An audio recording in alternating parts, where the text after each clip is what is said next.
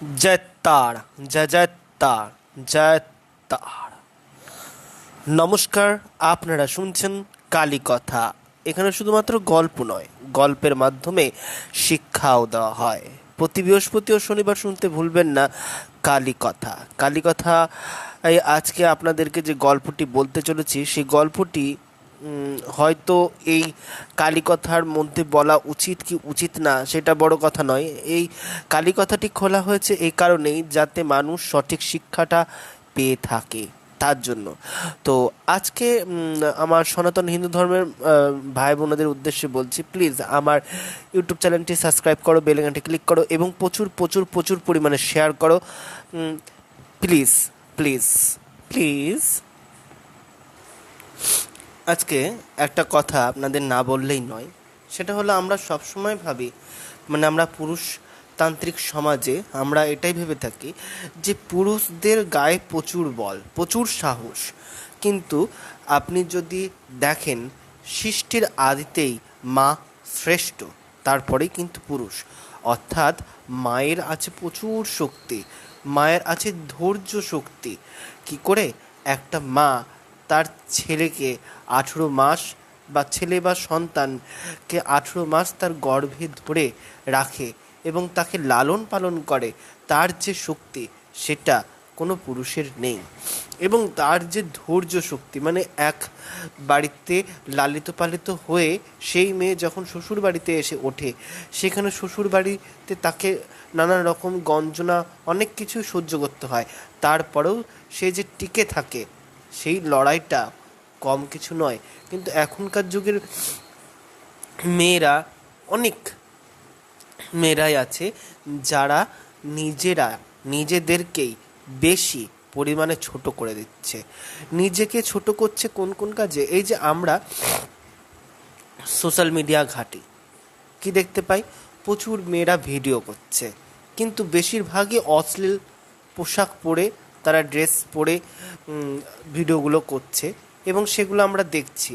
এরপর তার পরিপ্রেক্ষিতে আমরা যখন কোনো জবাব দিতে যাচ্ছি, তখন মানে সে পুরুষরাই আমরা যখন কোনো জবাব দিতে যাচ্ছি, তখন আমরাই তাকে খারাপ করছি ঠিকই, কিন্তু আমরা যে ভাষাটা বলছি সেটা কি ঠিক বলছি? অনেক ছেলেরাই আছে, ইয়াং জেনারেশনের অনেক ছেলেরাই আছে, যুবক ছেলেরা আছে, তারা কিন্তু অনেক সময় সেই সেই ভদ্র বলবো না, আনকালচার এবং দুশ্চরিত্র মহিলাটিকে নিয়ে অনেক রকম কথা বলে থাকে। কিন্তু প্রথমে মনে রাখতে হবে সেটা মায়ের মতনই। যে ভিডিও করছে সে মায়ের মতন, সে বোনের মতন, সে দিদির মতন। তাকে তুমি দুটো চারটে ভালো কথা বলতে পারো, তুমি সেই ভিডিওটা নাই দেখতে পারো, তুমি সরে যাও, অন্য জায়গায় চলে যাও, কিন্তু এমন কোনো কথা বলো না যেটা মাতৃ সমাজকে ছোট করে এবং নিজেও সেখানে ছোট হয়ে যাও। এটা শিক্ষা, সঠিক শিক্ষা নয়। প্রথমে একটা কথা বলি, আমরা সবসময় বলি আমাদের প্রচণ্ড শক্তি, মানে পুরুষদের প্রচণ্ড শক্তি, কিন্তু নারীরা দেখবেন শক্তি আছে, কিন্তু সেটা ওরা না সবার সামনে প্রকাশ করতে পারে না, যে কারণে ওরা ভয়ের চোটে একটা পুরুষের কাছে এসে আশ্রয় নেয়, আর সেই পুরুষটাই তখন তার রক্ষক থেকে ভক্ষক হয়ে ওঠে। সেজন্য বলছি, প্লিজ নারীরা, তোমার ভেতরকার নারী শক্তিকে জাগাও, সময় চলে এসছে। আর তো কয়েকদিন বাদেই মহালয়া। প্লিজ নারী শক্তিকে নিজের ভেতরে সঞ্চার করো, আর নিজেরকে ভালো করে দেখো তুমি কি করছো।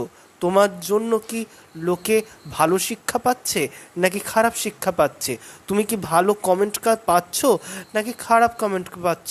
এগুলো লক্ষ্য করো। আর তুমি নারী হয়ে নিজের সম্মানটাকে নিজে রক্ষা করতে পারছো কি পারছো না, সেটাও একটু দেখবে।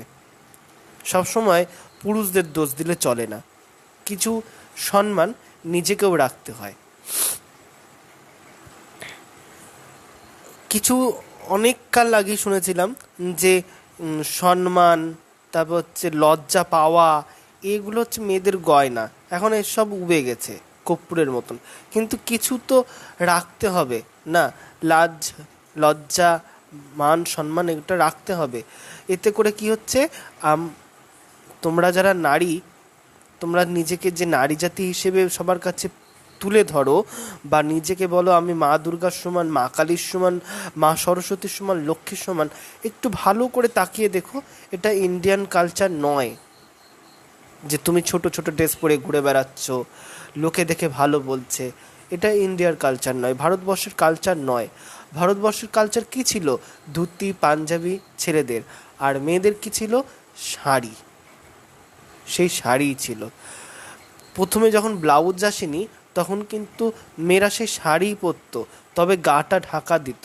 কিন্তু এখনকার যুগের মানুষ সেগুলো সবই ভুলে গেছে, এখন বিদেশি আদব কায়দা শিখছে বেশি, আর বিদেশিরা আমাদের আদব কায়দা শিখছে বেশি। এইটাই আমাদের কাছে একটা হাস্যকর ব্যাপার, যে আমরা আমেরিকান স্টাইলটাকে গ্রহণ করেছি, কিন্তু আমাদের দেশের স্টাইলটাকে বর্জন করছি এখনো অবধি।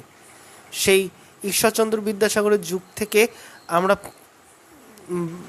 মা বোনেরা, ভাইয়েরা কত সুন্দর নয় সেই ধুতি পাঞ্জাবি শাড়ি এসবগুলো পরতো, কত সুন্দর সেই স্টাইল ছিল। আর এখন সেগুলো আর নেই, সেসব নস্টালজিয়া এখন কর্পূরের মতন উবে গেছে প্রায়। তো যাই হোক, আজকে আসি যে গল্প, সে গল্পটির নাম হলো অভিন্ন শক্তি মা যোগমায়া আর মা শারদা।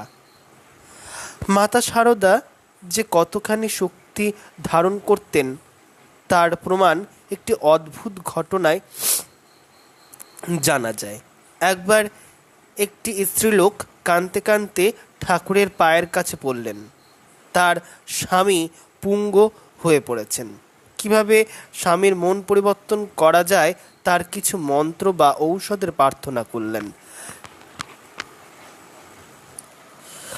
ঠাকুর তখন স্নেহপূর্ণ দৃষ্টিতে তার দিকে তাকিয়ে নহবতখানা দেখিয়ে বললেন, যিনি ওইখানে বসে থাকেন তিনি তোমার স্বামীর জন্য উপযুক্ত ঔষধ দেবেন। যিনি ওইখানে থাকেন তিনি তোমার স্বামীর জন্য উপযুক্ত ঔষধ দেবেন। তার কাছে বিশেষ সর্বরোগের ঔষধ জানা আছে। সেই মহিলা কাঁদতে কাঁদতে গিয়ে শ্রী শ্রী মায়ের কাছে তার দুঃখের কথা বললেন। মা দুঃখ প্রকাশ করে বললেন, তিনি ঔষধের ব্যাপারে কিছুই জানেন না। মেয়েটিকে ঠাকুরের কাছে গিয়ে ঔষধ চাইতে বললেন। অগত্যা মেয়েটি আবার ঠাকুরের কাছে গেল এবং পূর্ববৎ ঠাকুরের নির্দেশে মায়ের কাছে ফিরে এলেন। এইভাবে 3 বার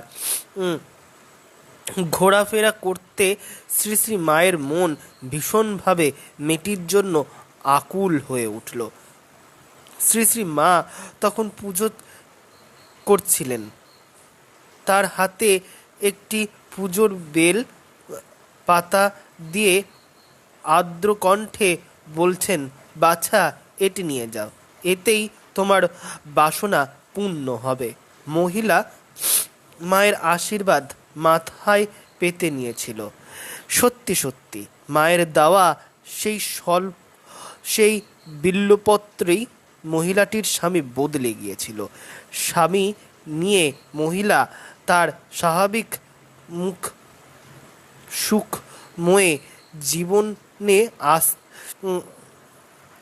সুখময় জীবনে আসতে পেরেছিলেন।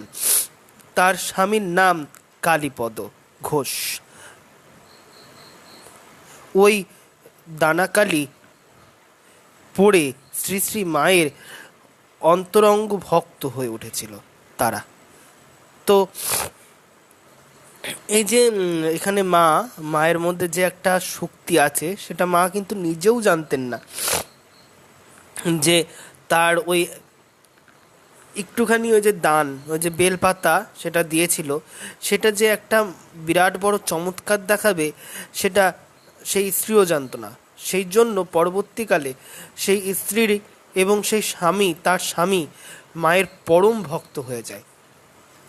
তো সবাই মিলে একবার বলো, জয় মা শারদা, জগজ্জননী মা শারদা কি যায়।